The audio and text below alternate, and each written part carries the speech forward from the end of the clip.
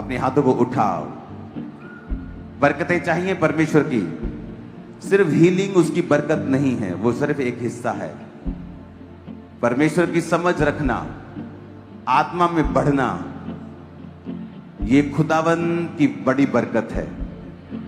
और इस सॉन्ग के दौरान जब आप लोग इस सॉन्ग को गा रहे होंगे तालियों के साथ, मेरी ये प्रार्थना है कि परमेश्वर आपकी बुद्धि को खोल देगा और आप पर आत्मिक आशीषों की आज बरकत देगा।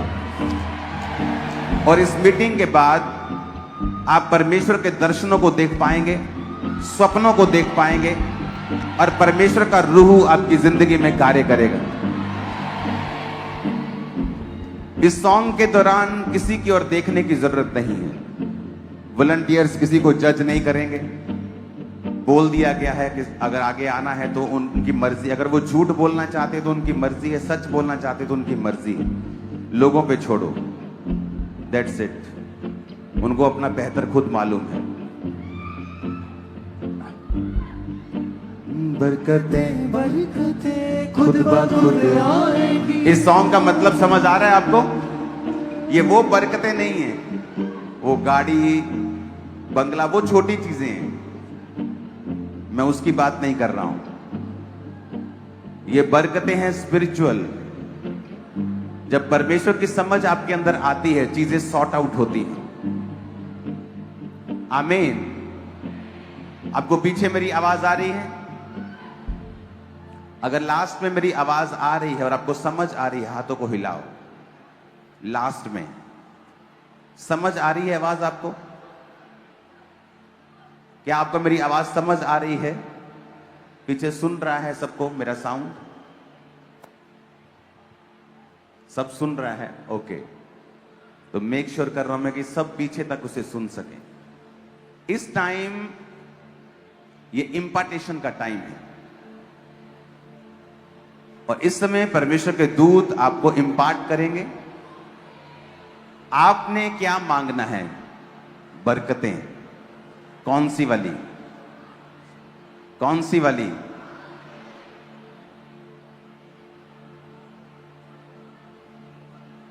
अब जहां बैठे हो वहीं बैठ जाओ।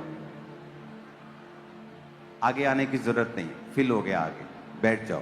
प्रभु आपको वहीं छुएंगे, डोंट वरी, वहीं बैठ जाओ। अब्राहम के बारे में बाइबल में लिखा है, एक समय आया उसको यकीन हो गया। आंखें खोलो मेरी ओर देखो। क्या यकीन हुआ? कि अब मेरे बेबी नहीं होगा। उल्टा हुआ उसके साथ। लेकिन वचन कहता है कि वो एक आत्मिक आशीष को खोज रहा था, स्वर्गीय यरूशलेम की बाट जो रहा था। इसका मतलब उसने फैसला कर लिया था कि अगर मेरे कुछ नहीं भी होता है तो मैं अपनी स्पिरिचुअल आशीष को, अपने उद्धार को, अपने अनंत जीवन को खो नहीं सकता हूं। अगर मेरी फैमिली में कोई हीलिंग नहीं हुई या मेरी लाइफ में कोई हीलिंग नहीं हुई तो मैं उस आत्मिक जो सच्चाई है, जो मैं जान गया हूं कि यीशु मसीह यहोवा परमेश्वर ही एकमात्र परमेश्वर है, उसको मैं खो नहीं सकता। जब इस रियलिटी में वो आया तो वचन कहता है परमेश्वर ने सारा की मरी हुई गर्भ को फिर से जीवन दिया और अब्राहम के बूढ़े हो चुके शरीर से एक बेटा पैदा किया। आप मेरी बात समझ रहे हैं? तो पहले क्या आया? पहले आत्मिक आशीष आई, पहले आत्मिक बरकत आई और शारीरिक बरकत उसके बाद आई।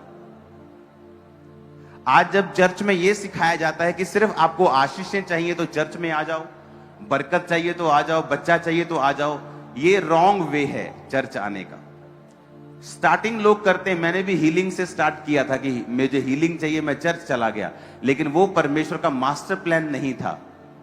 हीलिंग मिली मुझे लेकिन वो मास्टर प्लान में नहीं थी, वो तो जस्ट साथ में थी। आप मेरी बात समझ रहे हैं क्या? आप सबको समझ आ रही है? जहां खड़े हो वहीं बैठ जाओ और मेरी बात को सुनो। जब आप वर्शिप करेंगे अभी तो क्या मांगना है? क्योंकि जब आप बरकतें कह रहे हैं कि बरकतें आपको लगता है कि ओ गाड़ी आ गई, ओ बंगला आ गया, मेरा बिजनेस चल पे यो है, ओ वीजा आ गया यो है। वो छोटी चीज है। वो ये चीज है कि आप पूरे मोहल्ले को पानी पिला रहे हो तो आप खुद भी प्यासे नहीं रहोगे।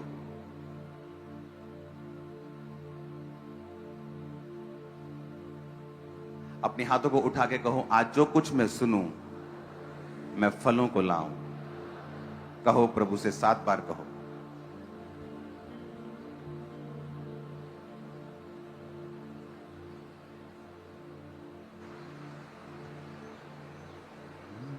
बरकतें बरकतें खुद ब खुद आएंगी, खुद ब खुद आएंगी। तू खोज खुदाबंद करा, बरकतें खुद ब खुद आएंगी। तू खोज खुदाबंद करा, बरकतें खुद ब खुद आएंगी। बरकतें बरकतें खुद ब खुद आएंगी। बरकतें बरकतें खुद ब खुद आएंगी। बरकतें बरकतें खुद ब खुद आएंगी। बरकतें बरकतें खुद ब खुद आएंगी। तू खोज खुदाबंद करा, बरकतें खुद ब खुद आएंगी। Thank you Jesus.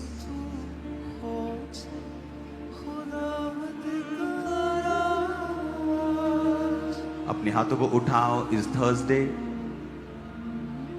मीटिंग है, बड़ी मीटिंग। इसी Thursday white garment meeting, most glorious meeting.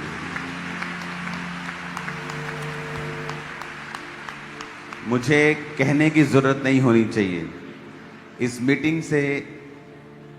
इस मीटिंग को बोलने से पहले मैं आपको एक टेस्टिमनी देना चाहता हूं। मैं लोगों को अक्सर बताता हूं कि मुझे बहुत कम स्वप्न आते हैं, लेकिन जब ये बात मैं बताना शुरू करता हूं, कम आते हैं, मुझे ज्यादा आने शुरू हो जाते हैं। प्रभु कहता नहीं, चुप कर तू तेरे को ज्यादा आते हैं। तो मैं कनाडा में था, तो उस सिचुएशन के हिसाब से परमेश्वर मुझे स्वप्न से मुझसे बात कर रहे थे कि टीम को कैसे चलना है, या तुझे अब कैसे चलना है, या किस तरह से डेली लाइफ के बारे में, जो बताना जरूरी नहीं है यहां से। मैं आपको बताता हूं कि परमेश्वर कितना असली है, और हम उसे जब एनकाउंटर करते हैं, उसके साथ जब आमना सामना होता है, एक शॉकिंग एक्सपीरियंस होता है आपकी लाइफ में, और आपका फेथ, आपकी जिंदगी जो है वो नेक्स्ट लेवल पे चली जाती है। शुक्रवार को हमारी फ्लाइट थी। जब हम इंडिया में आ रहे थे, तो हमारी पहली फ्लाइट कनाडा से नीदरलैंड की थी, और नीदरलैंड के बाद हमने दिल्ली में आना था। तो आज सुबह मैं पहुंचा हूं इधर। तो वो फ्लाइट, जब हम कनाडा से नीदरलैंड आ रहे थे, तो वो 9 घंटे की फ्लाइट थी। मैं अपना बैठा, 1 घंटा हमने जस्ट इधर उधर देखा, उसके बाद प्रार्थना की। 2-3 घंटे 4 घंटे प्रार्थना करने के बाद मैं सो गया। मेरी वाइफ भी सेम, थोड़ी देर उसने खाना खाया या इधर उधर देखा, उसके बाद प्रेयर की 4-5 2-3 घंटे। उसके बाद हम दोनों, वो अपनी सीट पे थी, मैं अपनी सीट पे लेट गया, और हम सो गए। और जब मैं सो रहा था तो मुझे एक सपना आया, और मैंने सपना देखा कि जो मेरी फ्लाइट है वो इमरजेंसी लैंड कर रही है, और उसमें दिक्कत है। तो मैंने लोगों, अपनी टीम को बताता हूं, मुझे बहुत कम सपने आते हैं, लेकिन जब सपना आता है वो इतना क्लियर होता है कि मुझे उठकर पूछना नहीं पड़ता कि परमेश्वर इसका मतलब क्या है। वो इतना क्लियर पिक्चर की तरह होता है। लेकिन आता कभी कभी है, लेकिन जब मैं ये बोलता हूं कभी कभी आता, फिर वो लगातार आना शुरू हो जाता तो वो जब सपना चलने लगा तो वो कॉन्टिन्यू उस सपने के बीच में मैं उठा, मतलब ओरिजिनली उठा, मैंने अपना प्लेन देखा और फिर मैं सो गया, नींद में था मैं। और वो सपना ऐसा था कि मेरे 2-3 बार उठने के बाद भी वो सपना कट नहीं हुआ, और जैसे ही मैं सोता था वो सपना कंटिन्यू होता था। मैं उठा, नीदरलैंड हम लैंड कर गए, हमारी अगली फ्लाइट 2.5 घंटे बाद थी। हम उतरे, प्लेन के बाहर गए, हम एक रेस्टोरेंट में बैठे, हमारा टीम मेंबर हमारे साथ था जो कनाडा से था, तो वो कुछ खाने के लिए लेके आया और मेरी वाइफ और मैं बैठे, और मैंने अपनी वाइफ को बोला, मैंने कहा चलो प्रार्थना करते हैं अगली फ्लाइट के लिए। तो इसने मुझे क्वेश्चन करने शुरू कर दिए, क्यों, क्या हुआ, आपने कुछ देखा है क्या, परमेश्वर ने कुछ बोला है क्या, क्यों ऐसा बोल रहे हो कि आपने कभी नहीं कहा ऐसा स्पेशल की प्रेयर करते हैं, जनरली आप प्रेयर करते हो चलने से पहले, हम साम्स पढ़ते हैं, भजन संहिता 91 पढ़ते हैं, हमारी आदत है बच्चों की, हमारी चाहे गाड़ी में जाना हो चाहे प्लेन में जाना हो, भजन संहिता 91 हम ऊंचा पढ़ते हैं, प्लेन के बाकी लोगों को भी सुनता है, तो हम वो करते हैं। लेकिन उसने कहा कि ये आप एक्स्ट्रा क्यों कह रहे हो, आपने एक्स्ट्रा क्यों कहा है कि ऐसा कि आप प्रेयर, चलो बैठो, रेस्टोरेंट में बैठे हैं हम, कि चलो प्रेयर करते हैं प्लेन के लिए। तो मैंने कहा कोई बात नहीं, मैं इनको डराना नहीं चाहता था, तो मैंने कहा कोई बात नहीं, मैं करता हूं। मैंने आंखें बंद की, मैंने प्रार्थना करनी शुरू कर दी, और प्रेयर करने के बाद हम इधर उधर की बातें फिर करने लगे, मैंने आमीन कर दिया।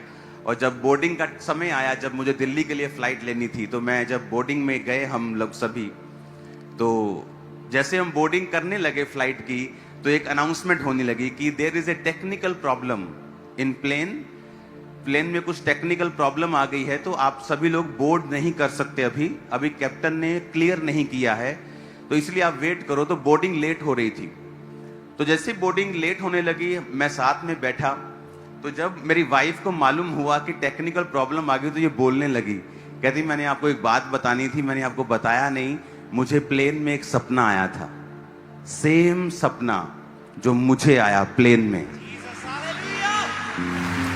सुनो, और ये बात हमने एक दूसरे को बताई नहीं, हमने एक दूसरे को डराना नहीं चाहते थे, लेकिन जब बोर्डिंग रुकी और उन्होंने कहा कि टेक्निकल प्रॉब्लम है, जस्ट हमने अपने टीम मेंबर को कहा कि जाके पूछ के आ, किसी सॉफ्टवेयर में प्रॉब्लम है, कोई वैसे कोई मतलब लिखने लुखने में कुछ लोचा हो गया कि आपको वेट करनी है, कि कुछ प्लेन में दिक्कत है। तो वो गया उनके पास, तो वो जब प्लेन वालों से पूछा, वो जो क्रू मेंबर होते हैं उनसे पूछा कि क्या प्रॉब्लम है, कि प्लेन के अंदर कोई दिक्कत है कि आपके कोई सॉफ्टवेयर में प्रॉब्लम हो गई है। कहते नहीं, हम बता नहीं सकते ऐसे, आपको वेट ही करना पड़ेगा, जो भी होगा तो अनाउंसमेंट ही होगी। तो जस्ट हम बैठे ही थे, और कुछ देर के बाद जब बोर्डिंग रुक गई तो अनाउंसमेंट हो गई कि जो प्लेन का थ्रस्ट है, यानी उसकी जो जान है, जो उसका जो इंजन है, जो प्लेन को पुश करता है, उड़ाता है हवा में, उसमें दिक्कत आ गई है, तो अभी आप बोर्डिंग नहीं कर सकते। कैप्टन ने बोल दिया कि प्लेन के थ्रस्ट में दिक्कत है, यानी प्लेन का थ्रस्ट ही होता है जो मेन होता है, वही प्लेन को पुश करता है हवा में लेके जाने के लिए, उसमें दिक्कत आ गई है। जैसे ही उसने थ्रस्ट बोला, हमारे होश उड़ गए दोनों के। हमने फोन किया इंडिया कि हम इस प्लेन में नहीं उड़ना चाहते, ये प्लेन में हम नहीं जाना चाहते, क्योंकि हम दोनों को, इसने मुझे बोलना शुरू किया कि मुझे सपना आया, मैंने सपने में देखा कि ये प्लेन इमरजेंसी लैंडिंग कर रहा है, क्योंकि इसके जो रेस में प्रॉब्लम है। अब इसको थोड़ी पता था कि इसे थ्रस्ट कहते हैं, उसके जो प्लेन के जो ऐसे करके रेस देते हैं उसमें प्रॉब्लम आई है। तो मुझे भी सेम सपना था कि प्लेन उतरा है, हम सेफ हैं, लेकिन वो प्लेन जो है वो किसी ग्राउंड में उतरा है। उसने कहा मैंने भी ग्राउंड देखी जहां प्लेन, इमेजिन करो सेम प्लेन, हम वो आगे सो रही है, मैं पीछे सो रहा हूं, सेम हमें सपना आता है, सेम अनाउंसमेंट होने लगती है। वहां ऐसा लग रहा था कि परमेश्वर हमारे संग खड़ा था, और हम इतना हैरान हुए, इतना शॉक्ड हुए कि परमेश्वर प्लेन में भी हमारे साथ है। ऊपर 40,000 फीट में हम उड़ रहे थे, और परमेश्वर हमें दर्शन में और स्वप्न में फुल दिखा रहा है। पूरी 3 घंटे पिक्चर चली, मैं डीप नींद नहीं सो पाया, नहीं तो मैं डीप नींद सो जाता हूं, नहीं सो पाया, क्योंकि वो स्वप्न लगातार चलता रहा। और उसके बाद हमने प्रेयर की, उसने अपनी प्रेयर की, उसने कैंसिल किया, उसने प्रेयर की, लेकिन उसने मुझे नहीं बताया और मैंने इसको नहीं बताया। और उसके बाद जब अनाउंसमेंट होने लगी कि प्लेन के थ्रस्ट में प्रॉब्लम है, तो इसीलिए आपको वेट करनी पड़ेगी जब तक ये प्रॉब्लम सॉर्ट आउट नहीं हो जाती। अगर सॉर्ट आउट नहीं होती तो हमारा प्लेन कुछ अलग चेंज होता है, हमें इस प्लेन में बैठने नहीं दिया जाता। अब मैंने अपनी टीम को फोन किया, दिल्ली में एक मेरी टीम है, एक टीम यहाँ में है, तो मैंने दिल्ली वाली टीम को फोन किया, यहाँ की टीम को फोन किया कि मुझे ये प्लेन नहीं लेना है, मुझे प्लेन चेंज करना है। क्योंकि मैंने जो दर्शन भी देखे हैं ऊपर से ये अनाउंसमेंट भी वैसे ही करने लग गए हैं। तो ये क्योंकि ये नॉर्मल नहीं है कि कोई अनाउंसमेंट आपको नहीं मिलेगी कि प्लेन के थ्रस्ट में प्रॉब्लम है, प्लेन के अंदर लोचा हो गया टेक्निकल। आपको ऐसी बड़ी अनाउंसमेंट जब तक कोई रियल में ना हो आपको सुनने को नहीं मिलती, वो डराते नहीं। आपको तो मालूम होगा प्लेन में तो कितना आपको बोलते हैं। मेरी एक बार अमेरिका जाते इमरजेंसी लैंडिंग हुई थी मेरे प्लेन की। वो बोलते थे हाँ अब हम ऐसे बोलते जैसे कुछ हुआ ही नहीं है, अब हम इमरजेंसी लैंडिंग करेंगे और आपके आसपास फायर ब्रिगेड की गाड़ियां, घबराने की जरूरत नहीं है, ये जस्ट एक प्रोटोकॉल है। क्योंकि आपका प्लेन फ्यूल से भरा हुआ है, क्योंकि फ्यूल से वो भरा हुआ था, अभी वो अपनी डेस्टिनेशन में नहीं पहुंचा था, तो उसमें लाखों आपका भार, आपके सामान का भार, आपके चीजों का भार इतना नहीं होता जितना फ्यूल का भार होता है।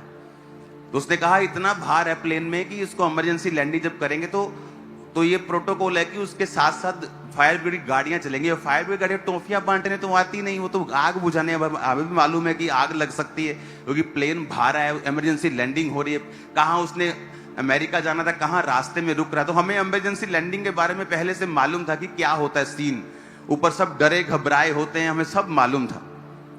आप मेरी बात समझ रहे कि नहीं? तो हमें मालूम था कि थ्रस्ट में प्रॉब्लम है, मतलब हमने फोन किया कि मुझे ये फ्लाइट नहीं चाहिए। जब फ्लाइट पता की तो कोई फ्लाइट नहीं थी। अगर मैं फ्लाइट नहीं लेता तो मैं आज संडे यहां चर्च नहीं आ पाता। तो हमने प्रेयर की, तो हमने आपस में डिस्कस किया कि परमेश्वर ने हमें दर्शन क्यों दिया, इसीलिए कि हम प्रेयर कर सकें, कि हम प्रार्थना कर सकें। और कुछ भी जब हम करते हैं, अगर वचन का बैकअप हमारे पास नहीं है तो मैं उसे नहीं करता हूं। तो मैं पवित्र आत्मा से पूछने लगा कि प्रभु मैं क्या करूं, मैं जाऊं, मैं कैसे करूं। परमेश्वर ने मुझे वर्ड दिया, मैंने वो भी किसी को बताया नहीं। परमेश्वर ने कहा कि जब यीशु मसीह जा रहे थे पानी पे चल के, तो वो पानी पे चल के इसलिए नहीं जा रहे थे क्योंकि परमेश्वर कुछ प्रूफ करना चाहते थे। वचन में लिखा वहां कोई नाव नहीं थी, लेकिन परमेश्वर को अपना काम करने जाना था, तो इसलिए वो पैदल चलने लगे। और जब वो पैदल चलने लगे तो चेले डर गए। चेले कहते वो भूत आ गया, भूत आ गया। परमेश्वर कहता रुको, मैं हूं, डरो मत। तो वहां पतरस ने कहा था अगर तू ही है तो मुझे पानी पे चल के आने की आज्ञा दे, मैं भी पानी पे चलना चाहता हूं। तो परमेश्वर की आत्मा ने मुझे वचन दिया कि तू परमेश्वर को बोल कि परमेश्वर जब तेरे पास नाव नहीं थी तो तू पानी पे चल के आ गया था, तो ये प्लेन क्या दिक्कत, तो टूटा प्लेन उड़ा सकता है, ये तो फिर भी सही है, तो सही सलामत है, तो टूटे को भी उड़ा सकता है।